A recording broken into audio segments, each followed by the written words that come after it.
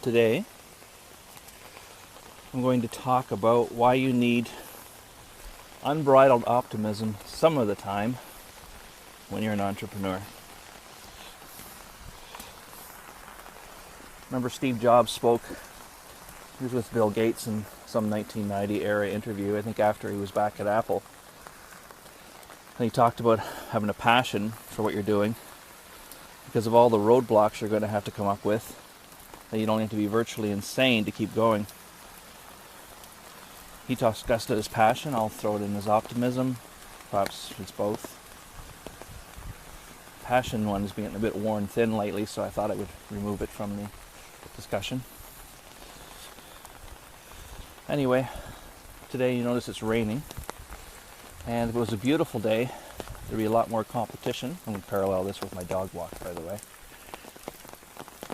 Be major competition with people for this space, and now there's very little. First of all, the dog didn't want to go out, although she seems to be enjoying herself now.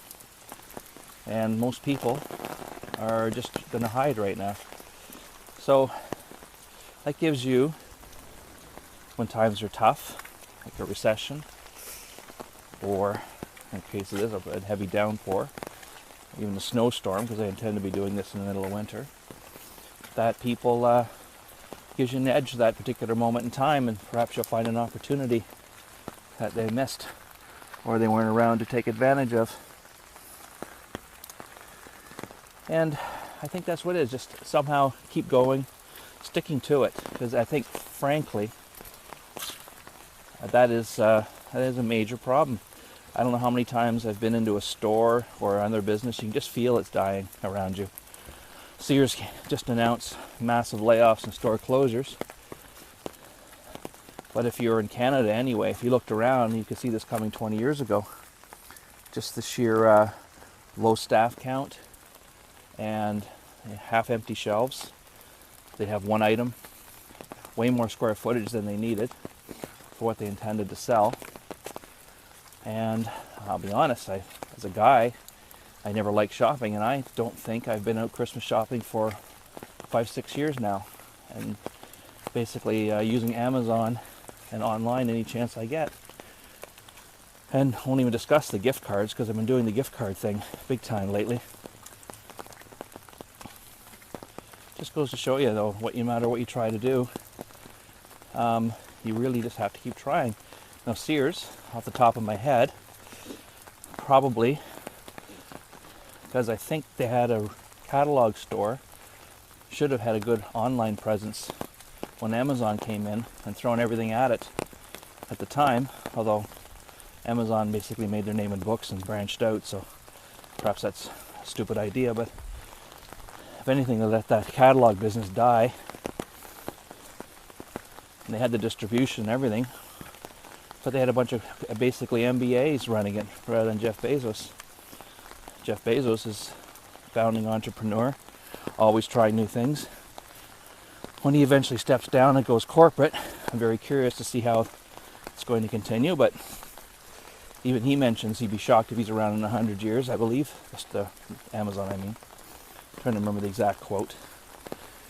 Because whoever comes in for a paycheck won't stick to it. There's all kinds of examples of this. You walk into a variety store that's dirty and cluttered. You walk into a repair shop, and stuff's piled everywhere and they can't find anything. There's an old man, just passed away recently, had to be in his mid-80s, had a tailor shop in my neighborhood. Been there since the 60s. And he said the only reason he was still around was he owned the building. And over the years, with rising rents, everyone's left. Just not enough money in it. I remember walking in there about 4 years ago. Oops, someone walked by there. I don't want to film anyone else. And you walk into a variety store and it's filthy. There's the old man with the tailor shop I was mentioning. And he would literally, you'd walk in there and there was an old car seat out front, I kid you not. The store had to be 100 feet deep. And at the very back he had a sewing machine, an old industrial one.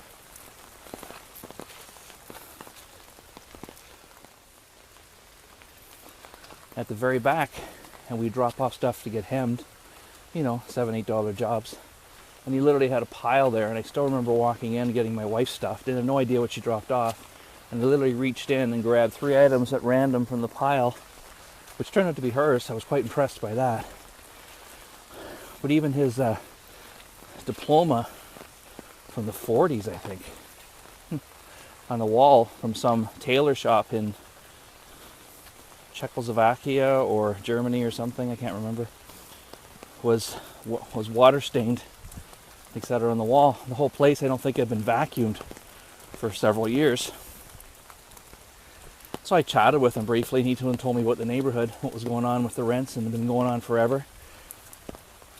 But he was tired. You could see, like, he was just basically filling his time. Ironically, a year later, the whole place was vacuumed. Car seat was gone. He was cleaning up. And then I heard he passed away 2 years later, which was 6 months ago. So, you know, he went through a phase where he was just dead tired and want to cover.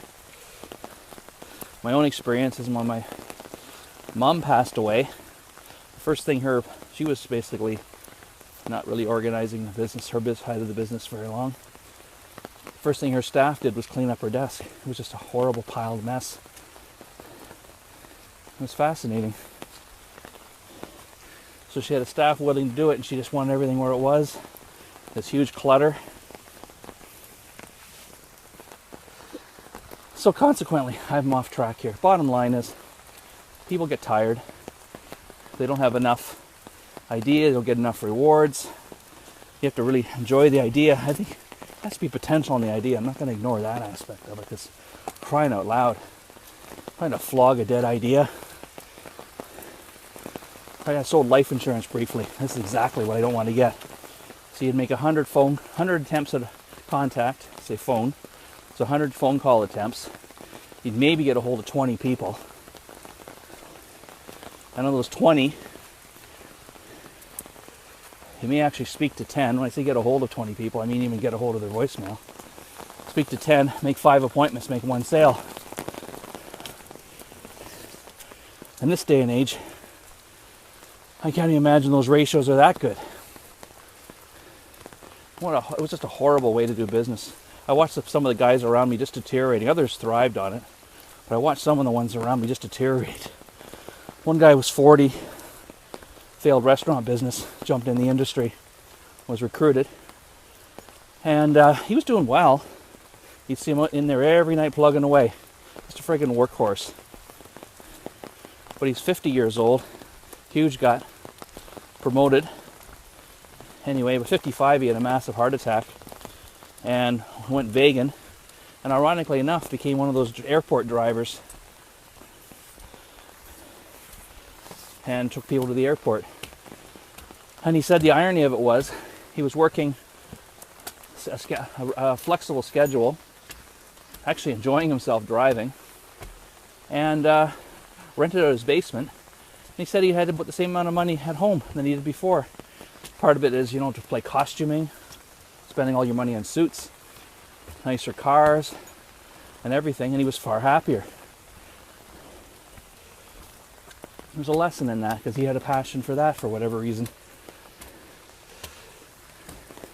So you see these successful businessmen who look miserable,